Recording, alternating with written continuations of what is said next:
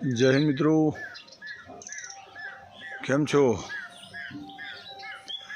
हवा जी आता बधी वरसादे दवाला कळाया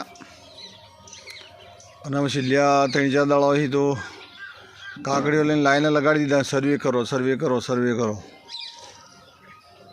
બિચારા ખેડૂતો બધો ધંધો ભરી મેલી અને 8 આણા ઉતાવળ લઈને પેલા ગોમ પંચાયત આવી જવાનું ને ગોમ સેવકની રાહ જોવાની. ગોમ સેવકને આપણે કહીએ તો ખોટું છે. એ કે ગોમ સેવકનો 3-4 ગોમડો લગભગ હોય છે. મારા ગોમનો ગોમ સેવક છે ને 3 ગોમડો બિચારાને. એટલે હવે તેઓ પેલા ગોમમાં જાય કે પેલા ગોમમાં જાય કે આ ગોમમાં જાય. એટલે બધા ગામના ખેડૂતો આમ રાહ જોઈને બેઠા હોય કે ભાઈ આવો ને સર્વે થાય સર્વે થાય સર્વે થાય તો કોઈક સરકાર પૈસા લાવવાનો અમે જીવીએ જ છીએ. ત્યારે એક વાત મને સમજાતી નહીં કે ખેડૂતોને ધંધા લગાડવાની જરૂર શું હતી તમારે? જો ધીરોણ માફ થાય છે એ કારણ સર્વેના નિયમો NDRF અને SDRF જે બધા જે અલગ અલગ જે તમે નિયમો બતાવી છો અત્યારે છે. અમારા મહારાષ્ટ્રની અંદર તમે ધીરોણ માફ કર્યું ને તો એ બધા નિયમો તમે વાળી ચોરી કે અમે લીધા અમો કે ચલો ભાઈ હવે ધીરોણ માફ કરો. એ કોઈ નિયમ ના લાજો. અને હોય કારણ સર્વેનામાં તમે કે 33% થયું 60% થયું છે. હું માપ પટ્ટી લઈને માપવાના છો કે 33% થયું 60% થયું?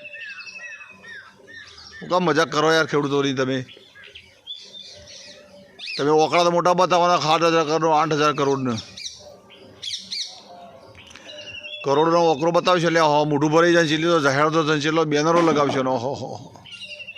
પણ તમે છેલ્લે જોશો ખરા કે ખેડૂતોને 1 વીઘાનો ખર્ચો કેટલો પડ્યો છે અને ઉત્પાદન કેટલું મળ્યું છે? એનું કોઈ તમે નહીં કાઢો ને તમે સહાય આપી દો કે ભાઈ હેક્ટરે આટલી મર્યાદા છે આટલી આપી શકીએ. તો મર્યાદામાં એમ જ કોમ કરવાનું હોય કે ભાઈ આટલી મર્યાદાથી વધારે ના આપીએ તો પછી અમારા ખેડૂતોની મર્યાદાઓ અમુક હોય કે તમને 30 વર્ષથી અમે બેહાડ્યા છે તો અમારી મર્યાદા પૂરી થઈ કે ભાઈ આટલી બધી સત્તા તમારે ના લાય. જો તમે અમારા ખેડૂતોની મર્યાદા નક્કી કરતા હોય તો તમારી મર્યાદા અમારા ખેડૂતો નક્કી કરવી પડે. અમે અત્યાર સુધી તમને 30 વર્ષ સુધી બેહાડ્યા ને તમારે તમે છેલ્લે એમ વાતો કરવા માંડ્યા હો કે ભાઈ હેક્ટર આટલેથી વધારે સહાય ના આપે આટલું સુધી આપી શકાય ને આ નિયમ મુજબ આપી શકાય ને. ખેડૂતો માટે તમે નિયમો બનાવ્યા છે. તમે સહાય આપીને તમે ગણજો કે તો ખરા કે તમે કેટલા 1 વીઘા દીઠ કેટલા આપવાના છો?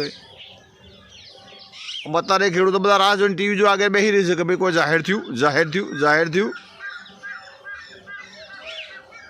શું જાહેર થવાનું છે યાર? તમે વિચાર કરો. તમે જાહેર થઈ જાય તમે કેટલો અંદાજ મારી શકો?